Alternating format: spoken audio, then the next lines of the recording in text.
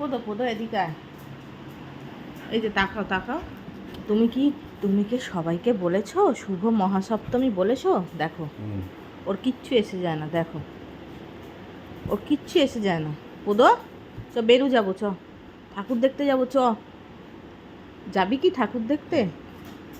তুই পাপোশ নিয়েই থাক, ও পুজো হোক যা হোক, ও পাপোশ ছাড়া যাবে না। চ পাপোশ নিয়ে যাই, পাপোশ নিয়ে যাবি ঠাকুর দেখতে?